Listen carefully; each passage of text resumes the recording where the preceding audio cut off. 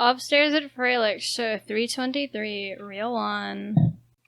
Did want to talk a little bit about, before we got into our main topic, watched Harlem Nights tonight with the fam for dinner, and that's our dinner movie. And one of the few Eddie Murphy films I've never seen. And it's my first time too, but my wife saw it and she quotes from the movie, and I'm like, where did you get that quote? And she quotes from the movie, and it was on Showtime. So I was like, okay, I'll watch this movie because you talk about it all the time. Watched it. It's interesting because this was one of those things that Eddie Murphy had a contract with Paramount Pictures, and he said, okay, you got to let me direct one movie. Let me direct one movie in my contract. You just let me direct it. So it's an interesting thing. It's a period piece. It looks like it costs a shitload of money, and I'm talking real serious late 80s money, because the movie is gorgeous to look at as far as production design and photography. Very good. It's sort of lacking in a lot of other things. It's lacking in for a comedy, it doesn't have much of a sense of humor. He's beating up women, and he even kills a woman in this movie, and I'm like, this isn't funny. I'm like watching this going, ooh, this isn't funny. But otherwise, it has a great cast. It's kind of heartbreaking to watch Richard Pryor because he was really ill at this point, so he's not the fiery sense. He's not the fiery. Yeah, because right around this time he was doing See No Evil, Hear No Evil. He did that, if not before, then right after. And right. I remember he had slowed down a lot. Like his MS was just starting to come out. So right. he slowed down a lot. And according to Eddie Murphy, when they were shooting it, he had no clue. It didn't come out until after it was released. But that's sad, because a lot of people like the Richard Pryor and the Gene Wilder films. I mean, honestly, like my last favorite Richard Pryor flick that he did was Brewster's Millions. I mentioned that briefly to my wife because I remember seeing it in the theater when it came out. Really did love that movie. Richard Pryor was incredible. He was incredible to look at live in concert on cable for the first time. I was going to die from laughter watching that. I mean, it's just a different time for stand-up comedian. And it's very interesting, too, because there's a shot in there where you have Red Fox, you have Richard Pryor, and Eddie Murphy. These are 3 generations of black comedy all in one shot. And you figure the movie is like a way for them to pass the torch along to Eddie Murphy. But, unfortunately, Eddie Murphy never passed the torch along to anybody, because it's like... Because there's Eddie nobody Murphy, left. Yeah, Chris Tucker... Comedy isn't funny anymore. It's too offensive. Well, Chris Tucker could have been the next Eddie Murphy. No, I don't know about Chris Tucker. Chris Rock. Yes, but not Chris Tucker. Well, Chris Rock, too. I mean, both of them were touted as the next Eddie Chris Murphy. Rock. Well, Chris Rock is funny. He is a funny guy. He's not out there anymore, and it's weird. So Dave Chappelle, too. And they're kind of under fire now for being controversial for some reason, which I don't get. I don't really get this whole thing. It's comedy. You're supposed to laugh, right? Yeah, but it can't be offensive anymore. You can't jokes that flew 30 years ago don't fly anymore. That's disgusting. It's disgusting to me. What has happened to humor, all for the sake of, I don't know what, not offending people? It's like, fuck you. For the sake of... Fuck you, fuck your PC. Mother, I mean, I don't care. That's just how I see it. What are you doing here? I thought I told you to go fuck your mother. I said, what are you doing? I told you to go fuck your mother. Jesus. But I tell you, this guy last week, you want me to christen his kid. But Harlem Nights is a really interesting footnote. I mean, it didn't make the kind of money that I guess Paramount was hoping for. Oh no, it flopped. I know that. Well, I mean, it made $90 million, but it was a $50 million movie. Because you got to figure a lot of that is above the line. He has a lot of names in this movie. Mostly. And he hires like every black actor in Hollywood except for Keith David and Tony Todd. And I'm like, where the fuck are Keith David and Tony Todd in this mess? What is it? Keith David? What the fuck? He was doing They Live around that time? Well, no. Maybe a year before. Well, it's 80. Tony Todd, I don't know what Nights was 89, right? Harlem Nights was 89 or 90? It was 89. It was right before another 48 hours.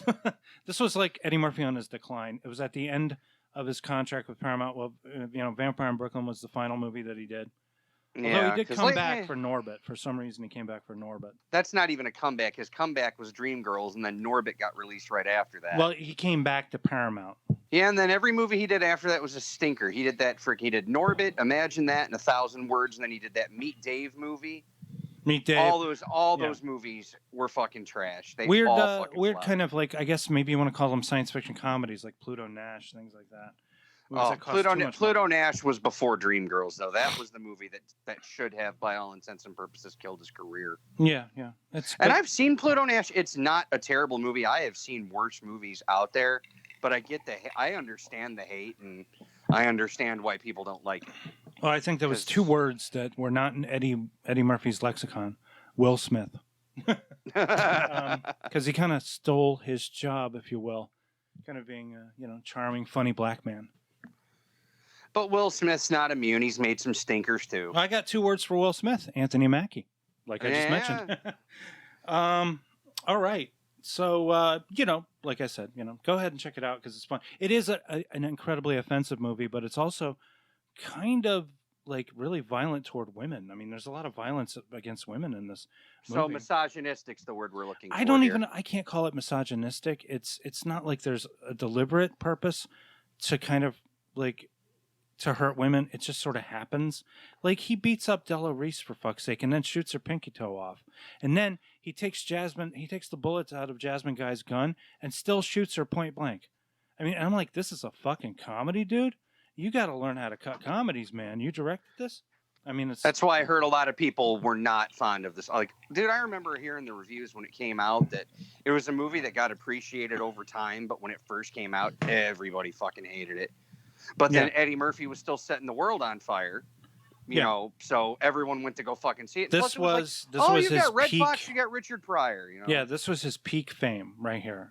Getting the opportunity to direct this movie. That was his peak fame. It never got as big for Eddie. I mean, think about his career, man. This guy started on Saturday Night Live. He was on 48 Hours in the movie in 82. We're talking 7 short years. He becomes the king of comedy. I mean, that's an incredible ride. And even on top of that, he was still the only cast member to host. Like, while he was a cast member, because Nick Nolte was the host that night. He was supposed to host, but he got really, really sick. Nick Nolte got, I've heard stories. Yeah, I heard he got really, really fucked up and drunk in his hotel and wouldn't come out. So I mean, that's the story. I mean, the point is, Nick Nolte could not perform as planned, and Eddie Murphy took over for him. Yeah, and they put his face over Nick Nolte's on the show. I remember that. But they always said it's like live from New York. It's the Eddie Murphy show. But you become that big, that fast. It's gonna fuck with you, and it kind of makes you crazy, And John Landis told a couple of stories about how Eddie Murphy went crazy from his own fame. I mean, the first couple of projects, though, he picked out were good. I mean, that's one thing I wanted to mention. Harlem Nights is very John Landis. I feel like Eddie Murphy called John Landis for pointers on how to direct, because this has a very John Landis sensibility to it. One could also argue it's got a little bit of Walter Hill in it, too, because it's a dark movie like Walter Hill would have made. It's got that grittiness to it. I don't know if it's that dark. It's lit, not like Walter Hill. It just sort of has this kind of daffy screwball kind of sensibility to it that reminds me a lot of, let's say, Trading Places and Oscar, that kind of thing. Yeah. So that's how I see it, and I know they weren't exactly on the best terms, but Landis had directed him to one of his greatest success ever, which was Coming to America. And then on top of that, trading both of those movies. So it's kind of like, hey, if I need pointers, maybe I'll call John Landis up. He was the right guy to talk to. Well, yeah, except for Cop 3. I mean, when they did Cop 3, that was not a good they eventually did work together again for a shit movie, but at the same time, I guess Eddie Murphy still semi-respected him, knew he wasn't that big of a director yet, and he needed some help. Yeah. But, this is the only time Eddie Murphy ever directed, so what does that tell you?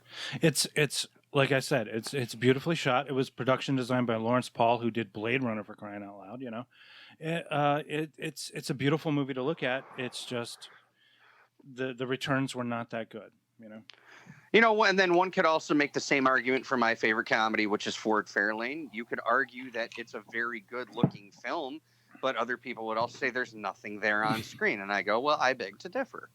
And it's dude, if it wasn't your cup of tea, but your wife likes it, and it's cool. That's what type of Clay, movie Harlem Nights is. Andrew Dice Clay was a thing. He was a thing in the late 80s, early 90s. But it wasn't enough, I guess, to market a movie, I think. Well, yeah, considering when you're playing the same shtick character. I mean, luckily, he's evolved. Like, now he's taking those serious roles. Well, yeah, he was in Star is Born. Have you watched that yet, by the way? No, not yet. Not Got to yet. see it. He is really the guy can act. He's not doing Clay. He's not doing the Iceman, or the Dice Man. Sorry, he is really acting. The Dice Man. Yeah, Jack and Jill went up the hill. Okay, all right. Shall we get on with our main course, which is this goddamn fucking movie? You piece you of call it shit. a goddamn. I am gonna beat the whatever. fucking. I swear to God, I'm gonna get on an airplane. I'm gonna go to Chicago. I don't even care if I have to wear a mask, and if I have to stay in a hotel for 2 weeks, I will come to your house and beat you senseless for this movie. I blame you. Mr. Froelich. Because I told you to watch it. I told you to fucking watch it. You said, "Come on, come on, you'll like it." It's homage. It's homage. I'm like, come fuck out to the you. coast. Come out to the coast. We'll get together, have a few laughs. And now here I am crawling around a fucking tin can. Say.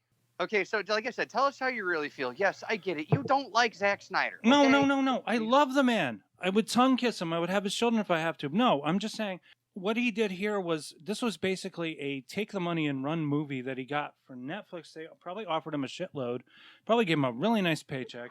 He gets full creative control over this, and he makes like this zombie movie. And I'm sure he had like the best of intentions for it. The guy is talented. Okay.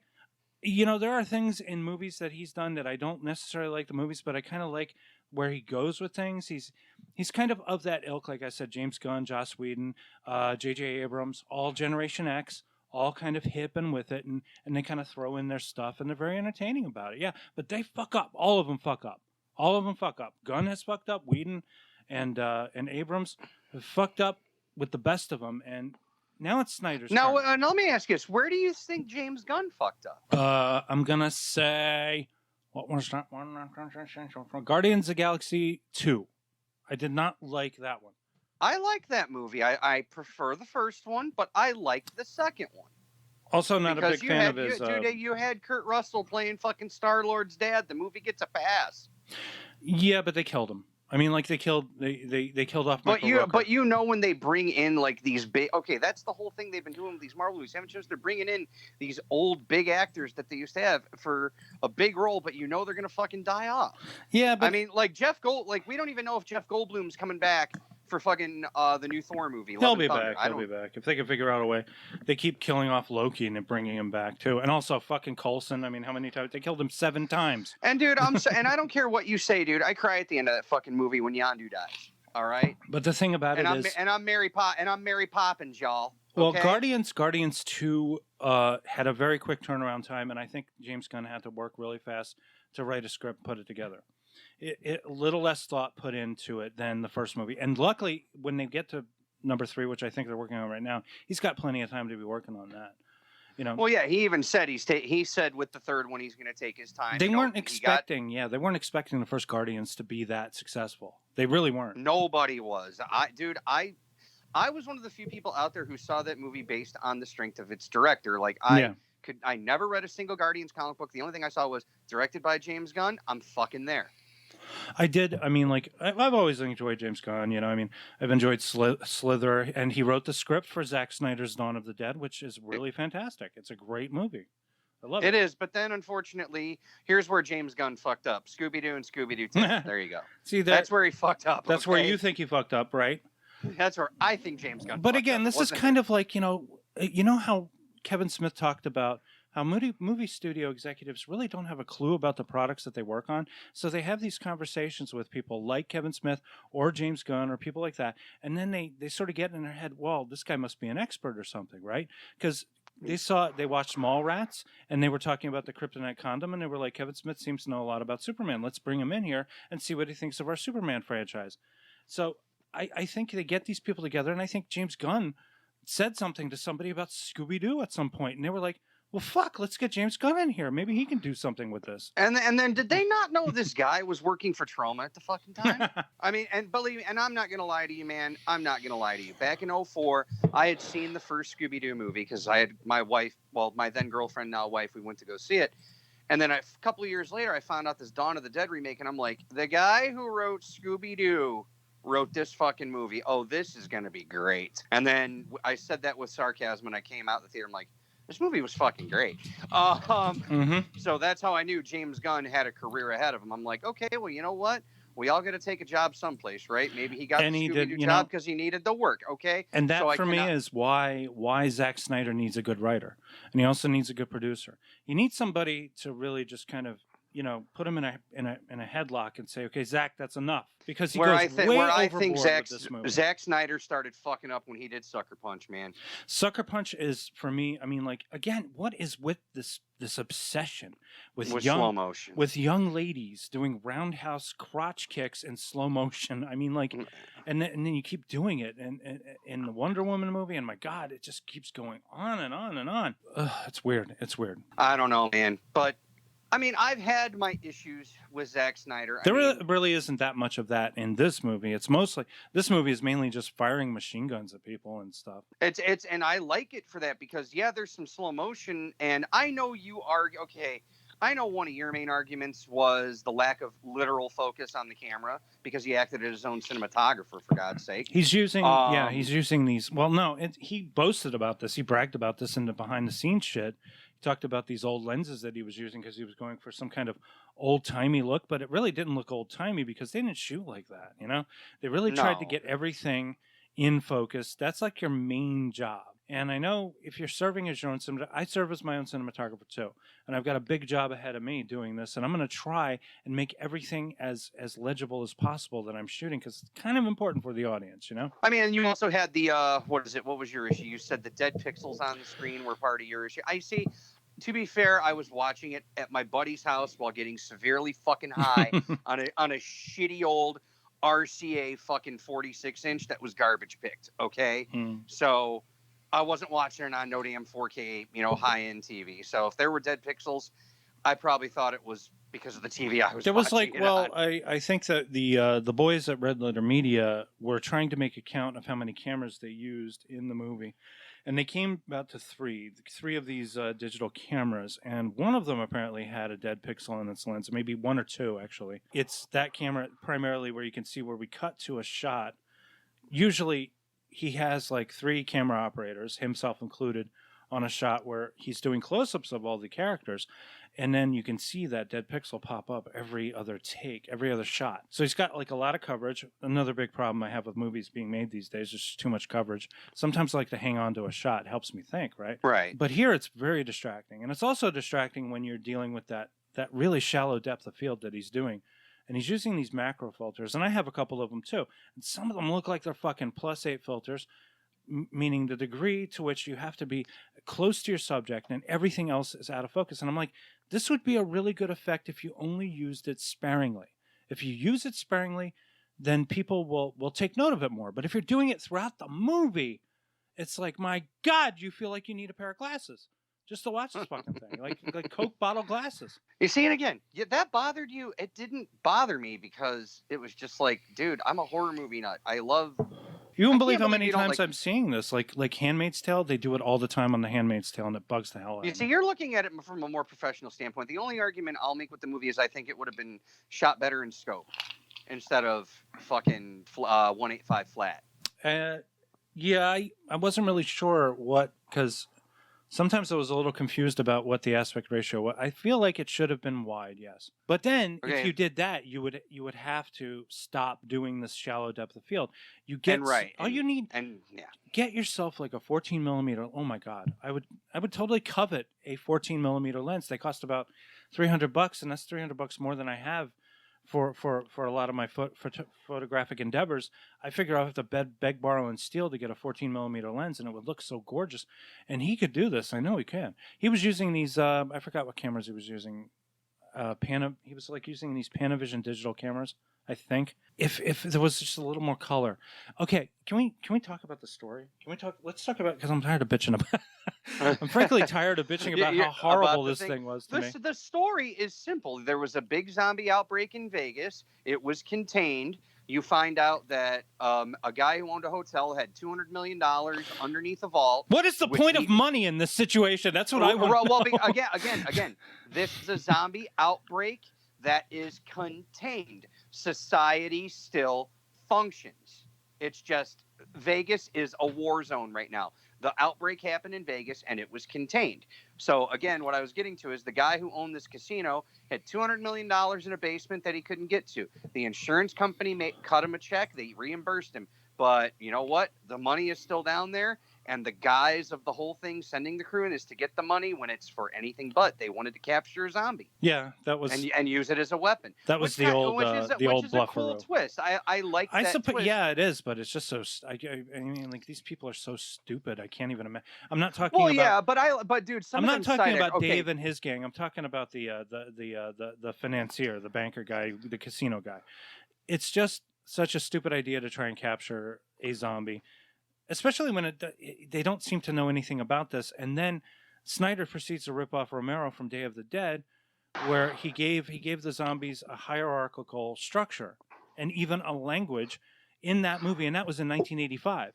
And actually, now hold on. The hierarchy actually didn't start until Land of the Dead. That was the fourth. No, I'm talking about just they didn't really call it out in Day of the Dead, but you could see that there was a hierarchical structure. They were starting with Bob.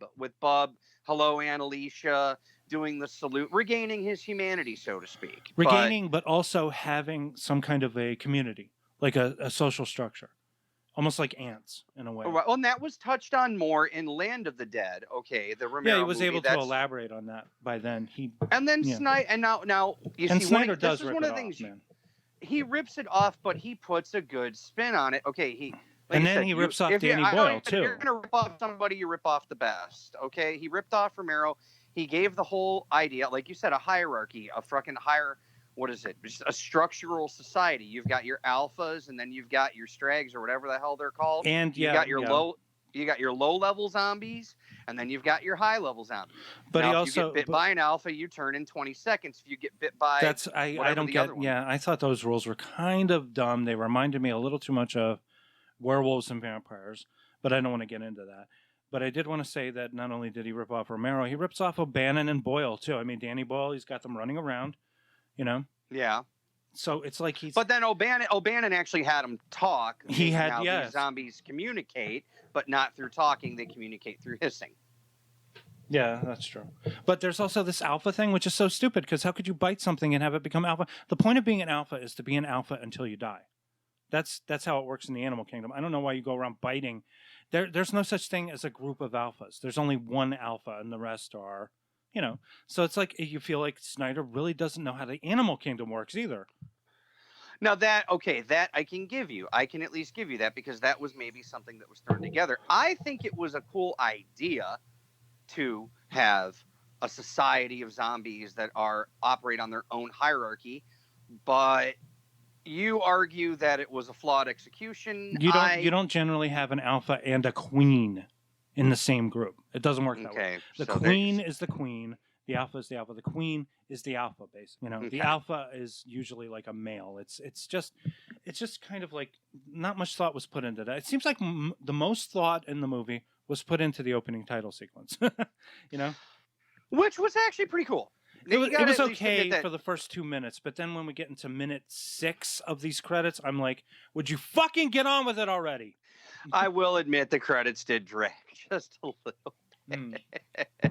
You had so many issues with a lot of. I mean, the story is simple. The story is so mind-numbingly simple, but yet it took them 3 hours to tell the story. And I like a lot of the go-betweens. Okay, you hated the whole Alien homage to a character that was literally dressed up and looked like fucking Vasquez. To Vasquez. Well, there was a lot. I do. Like I said, I understand these are movies that you and I grew up watching. These are movies that he grew up watching, and he wanted his little homages where he could, one of the most obvious ones was at the beginning. American Werewolf in London, where he's, you're going to help me up or what? And he picks them, and then something terrible happens. So there's that. There's Aliens. There's a little bit of Star Wars in there too. I could have sworn I heard a Wilhelm scream in there at one point. Funny enough, interesting postscript was just watching Chicago PD. There was a Wilhelm scream in one of the episodes. That's cool. And I think that's one of the cheapest things you can do, especially on TV. Well, it's just sort of now it just sort of exists for people like you and me to go, Wilhelm scream. I don't really. I think you have like 2.5 hours to tell this story, right? Right. I really want to get to know who these characters are, and I was not given that opportunity. I feel like I didn't know who these people were even at the end. It's like the only person who survives really is the daughter, right? That's it. Well, yeah, and then we all know what happens to the other guy. He gets on the private plane. He's got the money, but unfortunately, he got bit. He got bit, which is kind of a rip on, I want to say, The Preacher. In the first season of The Preacher, which was on AMC, there was a vampire scene on an airplane that was very much the same way. So, I mean, like, and I know Zack Snyder probably read The Preacher as a graphic novel, too. Because Probably did. A lot of the movie is borrowed. I mean, at the same time, it's my favorite, dude, it's my favorite genre.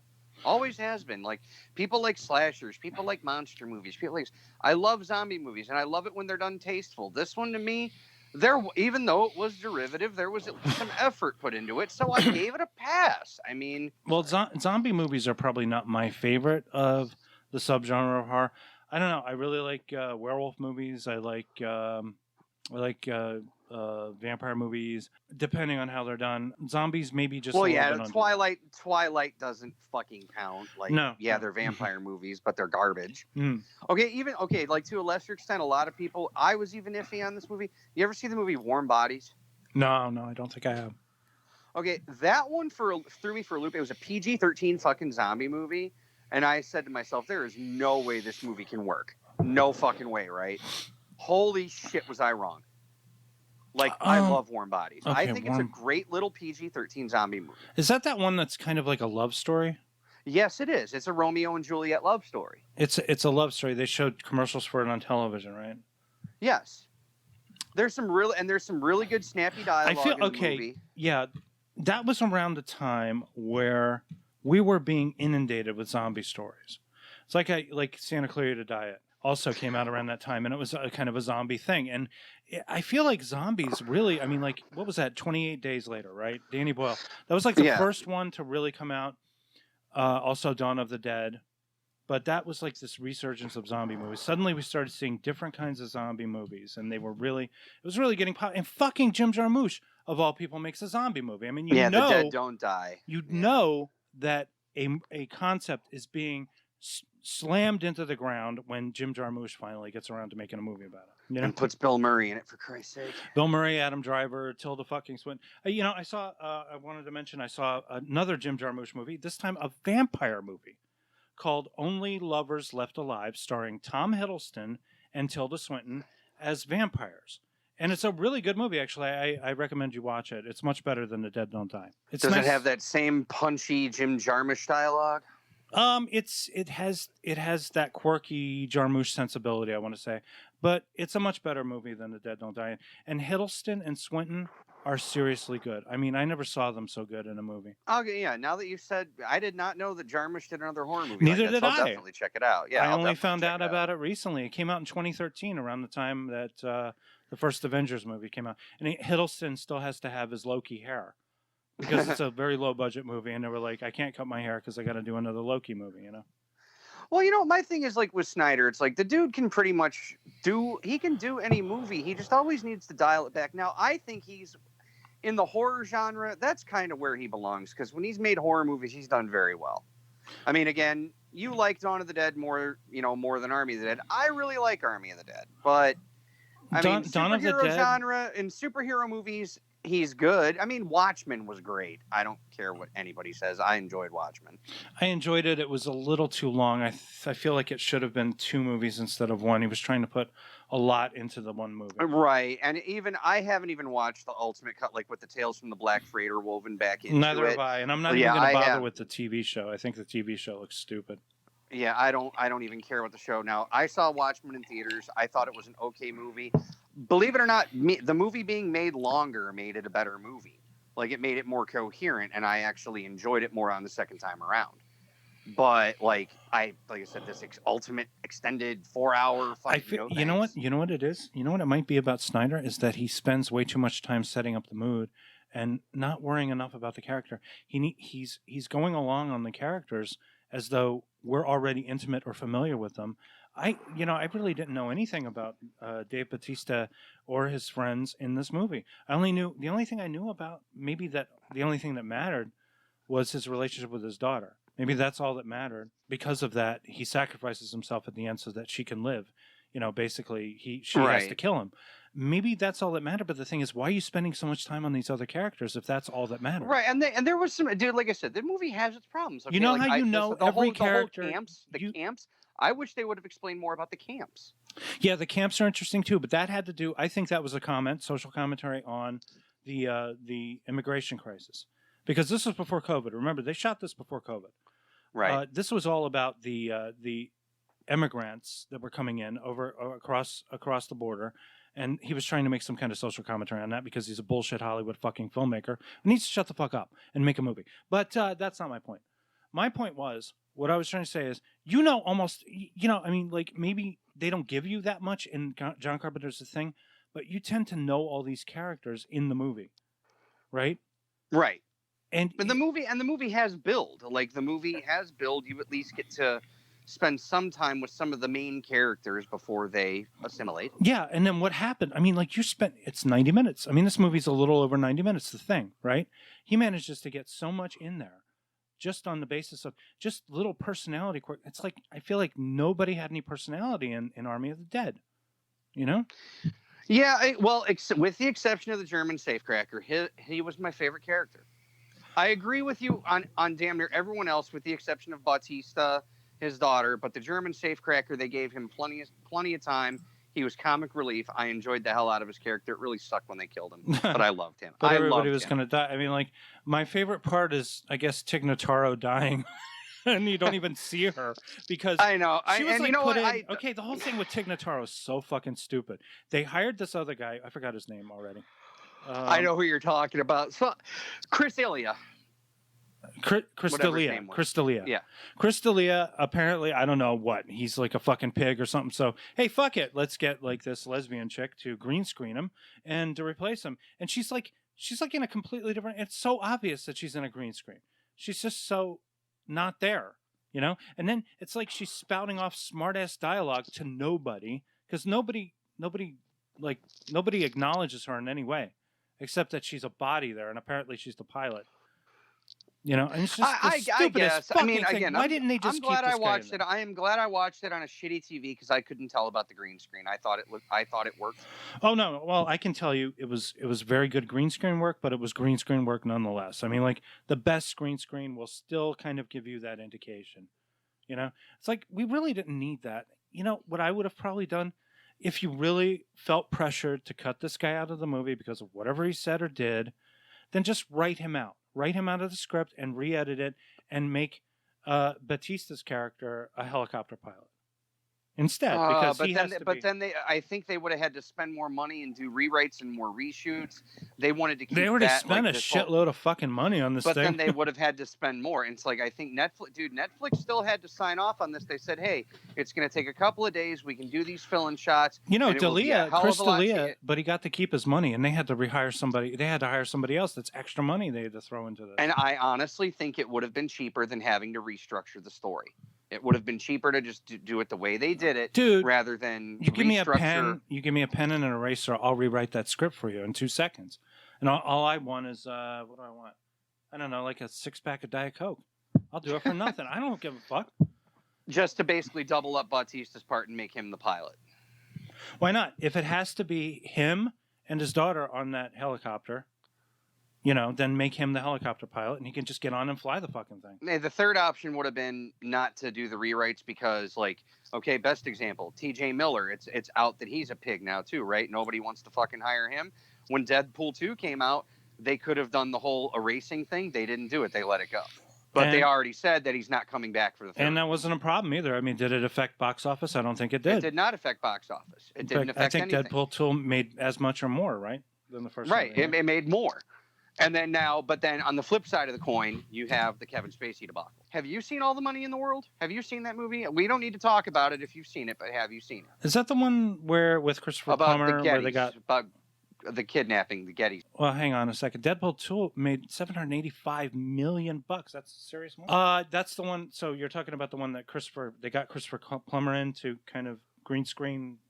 Green screen over Kevin Spacey. And he wound up getting an Oscar nomination for that? And he got an Oscar nomination for it. So, again, this is the two sides of the coin that Zack Snyder had to look at. It was called, I could just let the movie out the way it is, okay, and I'll still be successful, or I could, suck the collectiveness of Hollywood's cock and get it all in there, including the balls. Be PC, and on top of that, hire a freaking lesbian and do this. He chose the latter, and that's his choice. It's his choice. That's the one he made, but I think he wanted to get his favor back in with Hollywood, so he had to do what he had. That must have been that whole, Final Cut thing.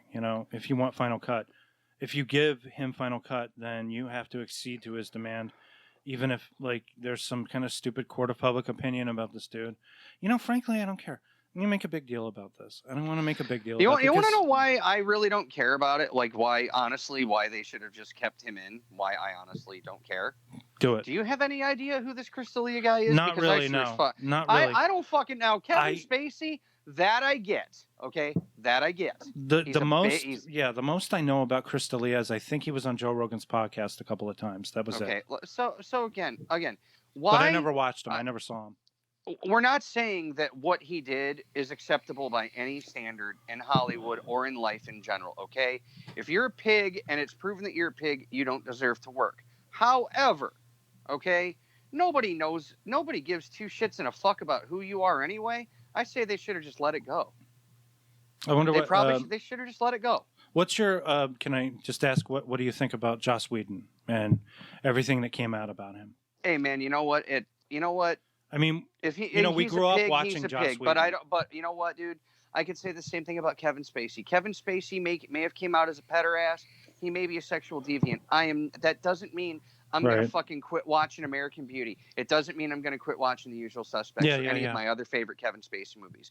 Just because of the shit, or an even better extent, when Michael Jackson was going through his bullshit, did I stop listening to his music? No. I agree. I don't, it's like, I don't let that affect me. It's just called, you know what? It sucks they did what they did, but I'm still going to enjoy the movies they made. I think Bill Cosby, Dr. William H. Cosby, will be pleased with you. I understand you said you're going to watch the stuff that I did and still enjoy it. Hey, man, if they can still keep reruns of All in the Family on TV with it being politically incorrect as it is, why not? Yeah, he just got raped once by Ozymandias.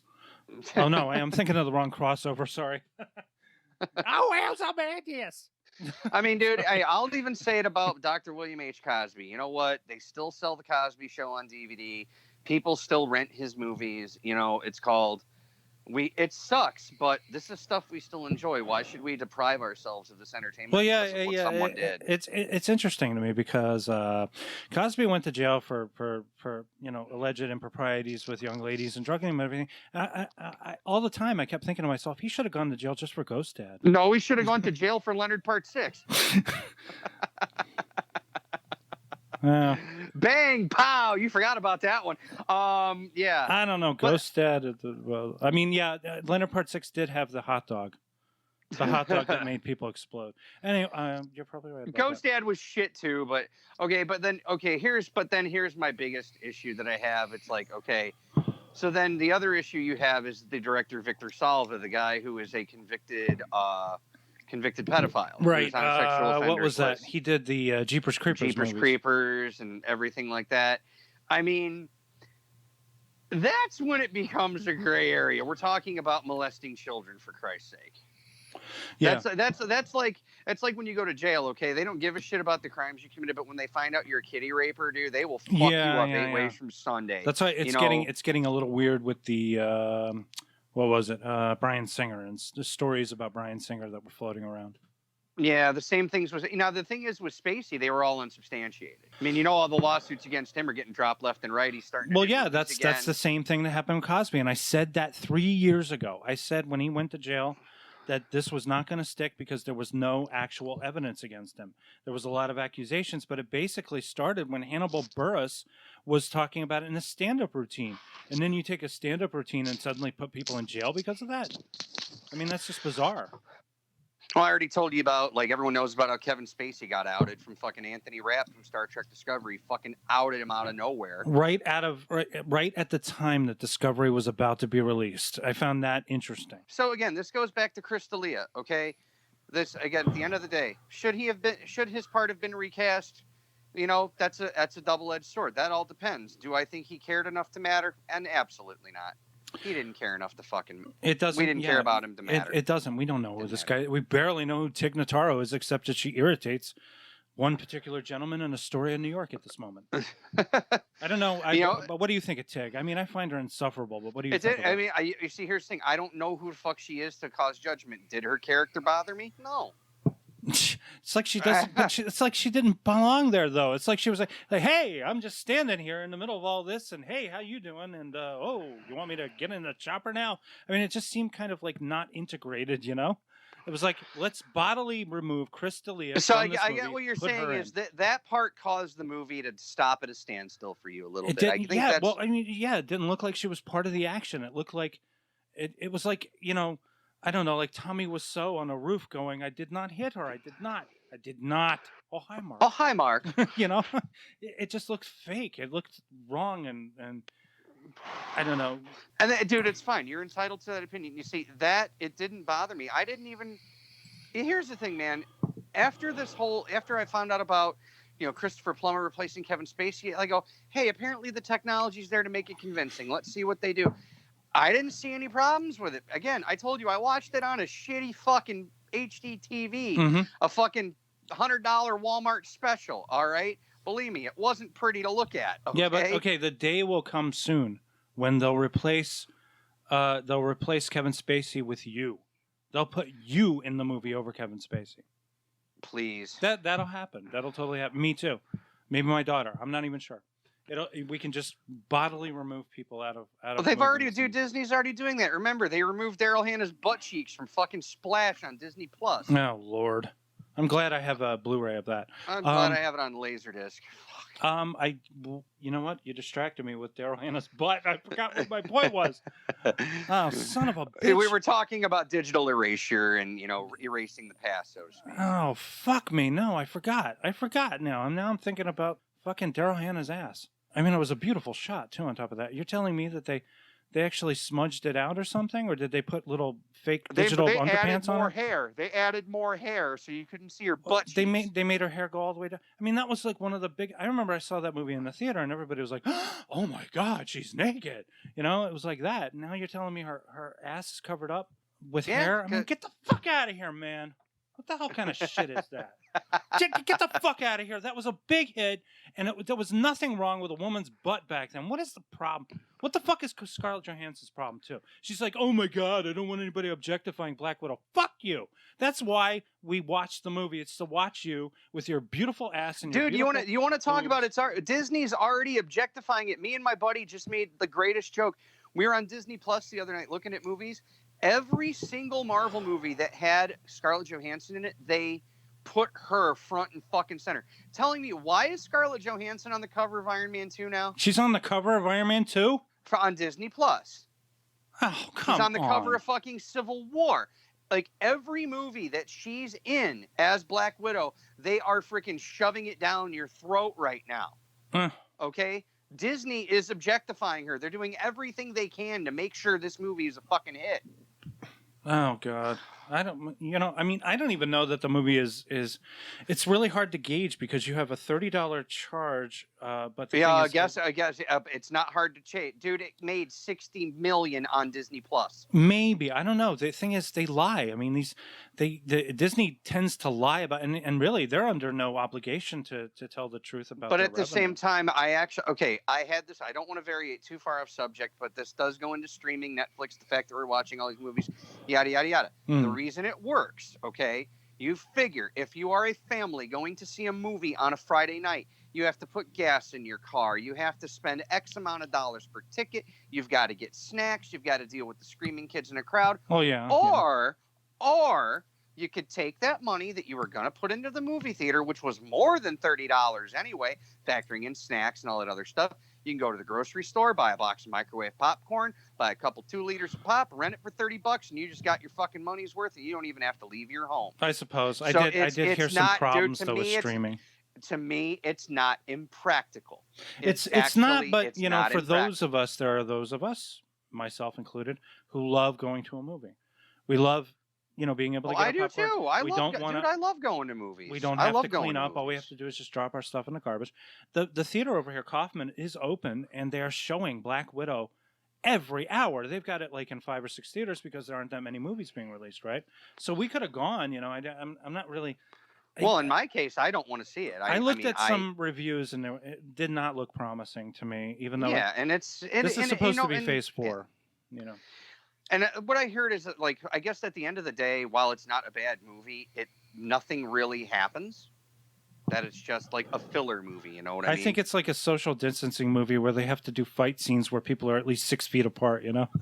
Well, no, because just like Army of the Dead, this movie was shot and finished pre-COVID, was supposed to come out. That's true, yeah. I remember hearing But then, about you know, that fucking shit happened. Disney didn't want to lose their nut, so of course they pulled it. But then I've also been watching Loki, too. Loki is the same thing. At least it's not Fast 9. At least it's not Fast 9. Okay? Because everyone's saying the Fast 9's the movie that jumped the shark. Why? Because they're in space? Yeah. They jumped the shark into space. Yeah, I heard that there's some kind of a space thing going on with cars. I've already like Elon heard this Musk movie. is in space or something? This movie, they said it's borderline parody. So, so, you know, at the end of the day, you can hate on Army of the Dead all you want. It ain't Fast 9, okay? I'm glad I abandoned the Fast and the Furious movies a long fucking time ago. Well, I don't care about them enough. Well, we should finish up Army of the Dead anyway, talking about it. Yeah. You know what? I've shot my load, as they say. You can. I have to clean this up, so you can tell me all the great things you loved about this movie. Let me get this. Okay. Let me get a paper towel first. Hold on. Okay. Okay. You shot your load. You got to clean up all that jism. It had high energy, which I like. I like the fact that you had different classes of zombie. That's something new. Even though it's borrowed, they put enough on there to make itself different. Some of the characters, while they weren't well developed, I liked a lot of the characters. I mean, while they didn't have a lot of screen time, they made a small impact. What I didn't like was Dave Bautista's daughter. That was that was a heel in the side of the story. Oh, that was Ella Purnell, who was in this movie that my daughter watched called Mrs. Peregrine's Home for Unfortunate Kids, or whatever it's called. Something Tim Burton did, right? But she was like a blonde in it. I never saw that one, but I'm familiar with it. Mrs. Peregrine's something or other, Home for Stupid Tim Burton Children. I forget. Mrs. Peregrine's Home for Imaginary Children, or whatever. Is imaginary Foster's Home. I don't know if it's imaginary. That would be interesting. I'm thinking of Foster's Home for Imaginary Friends. That's what I'm thinking of right now. It's like Lemony Snicket's Home for Weirdo Lunatic Children. Whatever. I mean, dude, Army of the Dead had its faults, but at the end of the day, it was a cool, action-packed, fucking kick-ass zombie movie. I mean, like I said, the sum of the whole is greater than its parts, and as a whole, I like the movie, but you start breaking it down, there's a lot of shit not to like about the movie if you break it down, but I'm looking at it as a whole, and I enjoyed the 2.5 hours. I like the homages that they had. I like the Alien homage. I like the American Werewolf in London homage. All right. They homaged Romero. They did a lot of cool stuff in that movie. So I recommend this to people who just like zombie movies. If you really like a decent zombie movie, it's better than that straight-to-video shit that comes out these days. Mm-hmm. You can walk into your fucking Dollar Tree and buy some shitty-ass zombie movie for $1, and I guarantee you it won't be anywhere near as good or as polished as Army of the Dead. But I did want to say, other than Bautista, Purnell, and Tig, I didn't really recognize anybody else in this cast. They all seem to be like unknown to me. Is there anybody in this cast? Everyone was a fucking straight unknown. Other than, the only person I recognized was fucking Bautista. That was it. Nobody else I recognized. And the thing, okay, I want to talk about Bautista for a minute. I like him in small doses. He's really good as a side character in Guardians. I thought he was wonderful in both those movies. But what did you think of him in Blade Runner? That little small role that he played. Again, another small role. He's not. As a wrestler, as an actor, he's a really great wrestler. That's basically my joke about Dave Bautista. He has presence, but he's not really like he's okay. I don't know what he lacks. I get maybe he lacks depth. He lacks that X factor, that charisma, or something. But then a lot of wrestlers. That's about it. John Cena, luckily, he's got comedy to fall back on because for some reason John Cena's got great comic timing. John Cena, I don't know. I guess he was in. Now, unfortunately, you see, this is where The Rock, or AKA Dwayne Johnson, where he's the better of them because he's got charisma. He does have that presence. He's got charisma. Yeah. He's got presence. Absolutely. And on top of that, he's funny. He was okay. We watched what was that? The Scorpion King, right? Oh, fuck that movie, man. We were watching it, but the thing that kept me watching was he's great. He's fun to watch. I thought he was fun to watch in the movie. I thought he was great. I mean, even when he stumbles, he's okay. But maybe then he did some of them low rent action movies. He's in like these when he did well, and these days he's in these movies that they show on TBS all the time. He's very entertaining. Like he does this. What was it? Central Intelligence with Kevin Hart. I thought he was great in that. He was in this movie called Rampage, which looks absolutely fucking fantastic. Rampage for next to Sonic the Hedgehog for a video game adaptation movie, it was really good. And I mean, this is because The Rock is just he's tough, and you're kind of with him. You're kind of with him on this. And I mean, even that movie Skyscraper that came out a couple of years ago. That was that was a Die Hard knockoff where he. It was a Die Hard knockoff, but I will say, right? I will say yes because of an explosion. It was not a bad movie. It was a ripoff and a half, like of Die Hard, like you said, but The Rock elevated it to an average film. And what was that other one? San Andreas or something? San Andreas I liked. That's kind of like a disaster movie. It's a disaster movie, kind of in the Roland Emmerich way, but a little more small scale. Okay, so like I said, that's why that's the point we're getting to. We're talking about. Oh man, the fucking Rock could have made this work. What could have made it work? We needed a leading character with a little more charisma and cut the running time down. This movie should not have been over 2 hours long. It should have been the length of The Thing or something like that, like an hour and 40. I agree. They lingered on shots. They added a lot more plot into it than they needed to. But then, and they should have cut back a lot of characters. Like there were so many characters that they could have condensed. Again, see, now you're getting me picking it apart. Where I'm saying is, hey, I like the movie, but hey, here's what I would have changed. Here's what I would have changed. Again, I'm not admitting that it's a great fucking movie. I just enjoyed it. So like I said, wrestlers turn actors. The top tier is of course Dwayne Johnson. Your middle tier is Roddy. Because Rowdy, unfortunately, he only did 2 big movies. Then they weren't even that fucking big, man. Yeah, but he was awesome. The biggest one was They Live. Other than that, it was Hell Comes to Frogtown. After that, it was fucking all straight to fucking video. Man. I don't know about you, but I was upset when we did not see a Hell Comes to Frogtown sequel. Actually, there were 2 sequels, sir. Oh, you son of a There bitch. were 2. I was making a joke, man. You weren't making a joke. There were 2 sequels without Rowdy Piper, but the character of Sam Hell was still in there. But believe me, those sequels, they're not even sequels, dude. They're crap. It's kind of like when they replaced Ron Perlman with David Harbour in the Hellboy movie. Oh, you see, no. But Rowdy. Now, one could argue Hulk Hogan, right? No. I'm sorry. Hulk could never act his way out of a paper bag. What are you saying? I don't know how to act, brother? Because I know how to act, brother. Yes, brother. You can act, brother. That being said, though, brother, I will still watch Mr. Nanny and I will still watch Suburban Commando. Because even though they're shit, they're fucking so bad they're good, brother. Okay. Well, I don't know. Final thoughts about Army of the Dead. Shit. Well, you already got my final thoughts. I said I enjoyed the movie for what it is. I tuned you out after you said it was the greatest thing since sliced bread, but then this is seriously one of the greatest fucking movies I've ever seen, dude. Go see it. I am weeping bitter tears at how beautiful it was. The whole thing. Cough, cough. So full of shit you're coming out your ears. Oh yeah, you know what? It says here that he used the red camera and used an old 1960s Canon 50mm rangefinder lens that he found on eBay, for fuck's sake. I don't really use those.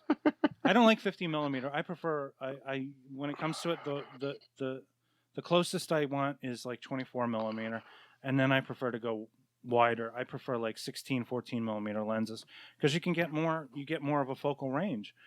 But he also used these macro filters, and they drive me crazy. And there's only one reason to use them, is to create a really kind of a dizzying, blurry effect. But don't do it all the time, Snyder. Stop it. Don't ever make a movie like this again. I want you, and stop with the handheld already. Put your camera on a tripod. You've got the time and the money. You're not in a rush here. I know. But he's hands on, man. Just for this movie, I mean, like he had cinematographers for his other movie. I don't know why he insisted on shooting this movie himself. I guess because he wanted that sense of you actually being there with these people. He wanted that sense of real. It's like, okay, you watch Chicago PD, that whole show, because I'm talking about that. I'm finishing that show. That whole show is shot with fucking handhelds. Well, yeah, they were probably like doing it because they do that with like ever since you remember NYPD Blue when that came out, they were doing that handheld thing like crazy back then. Yeah, and it's still the big thing because it gives you that sense of realism, like doing the handhelds, like I think it was for Saving Private Ryan. A lot of people weren't really using handhelds, and then Saving Private Ryan was just like this big whole thing shot on handhelds for that first fucking 30 minutes, you know? Yeah. And then handhelds started becoming the norm. Yeah, and now it's everywhere. I mean, it's everywhere. I mean, what were we watching? Oh, we watched Eternal Sunshine of the Spotless Mind, which a lot of that movie is in handheld, but it's more... That sort of makes sense because it's keeping in pace with the story and the confusion of the character. So it really works out very well. I mean, I get what you're saying about handheld. I think that a lot of filmmakers need to dial it back a bit. Like for TV, it's pretty good, you know, and especially now for Saving Private Ryan, it works because it's shot like a documentary, you know? Yeah. But then you see there's now on the flip side of the coin, that's my argument was 28 Days Later. I don't like that movie because it's completely shot in handheld. It's shot on fucking high 8 or whatever that is. I don't like it because it's shot like that. Hence why I like the sequel better, because the sequel actually was shot like a movie. Well, he had his zombies running around, and I think the handheld in that case, and also in the case of Army of the Dead, is to create this feeling of urgency about it, like we're in a rush. But the thing is, 2 hours and 30 minutes, you're not going anywhere, man.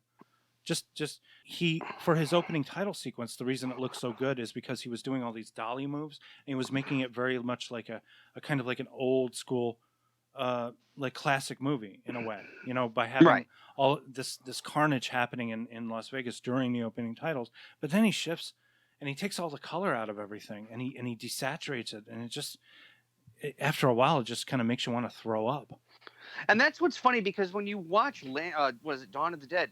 The colors are so overly saturated in that They are movie. very, and like what you call Black Crush. There's a lot of that in Dawn of the Dead too. But Dawn of the Dead is just so, I mean, there's like this great sense of humor about it. Whereas in Army of the Dead, I didn't really get that sense of humor. But then again, that's the sense of humor that James Gunn injects into the screenplay. You see, Zack Snyder, he's not about, that's his problem. He's not funny.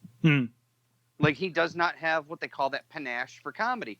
I mean, take a look at all the movies he's done. I think the one attempt he even tried at humor, like fucking Justice League, the fucking Snyder cut. I mean, even some of the funny moments weren't that funny. But then again, that was written by Chris Terrio, so I don't know how good Chris Terrio is at fucking doing comedy. Yeah. But that's why you need someone like James Gunn who can crank out that witty fucking dialogue and give you, you know, what you need for that little funny moment.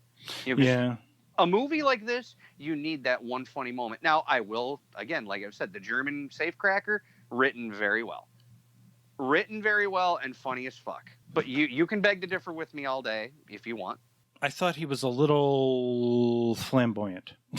Over the top? Well, just sort of a little flamboyant. He was just a little too flamboyant to be a safecracker. And I get what you're saying. Yes, he played it so hyperkinetic. I get it. That's one word for it, yeah. It's one of those roles. It's just one of those. It teeters on that edge of so unbelievable, but yet so good, and he pulled it off. Like, I don't think if anybody else would have played it that way, they wouldn't have been able to do it. So I like the fact that it's like some of the unknowns in this movie, they're going to get some good careers out of one good performance. Maybe. I mean, and plus Bautista, man, he's trying to break out. He's trying to. You know, people want to see him as more than fucking Drax the Destroyer, you know? He's trying to get out of that. That's why he's having his... I just can't imagine. He's incredibly huge. I know. He's got muscles. I mean, I don't see him playing an accountant in a romantic comedy. But the problem is, dude, like, he knew from the get-go that he was going to be typecast if he took Drax, okay? He took it, and unfortunately, he's trying to fight typecasting. Dude, okay... I have not seen Spectre. All I'm going to ask you is this. How was he in Spectre? He's big, he's quiet, but he's big. Okay, he's big. He's well-dressed, but he is quiet. He doesn't go around. He's very, I mean, the thing about Bautista is, anyway, he's kind of soft-spoken. But he's a big guy. And he's wearing like a suit, and you cannot cover up those muscles. He's kind of a. But did he play the role menacing, foreboding?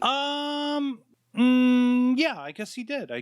But the thing is, he's kind of sweet. I mean, like, he's kind of like a sweet guy. Well, see, that's thing. Everyone in real life knows he's a fucking sweetheart. Okay. He's got kind of a glimmer in his eye, and he has a very nice smile.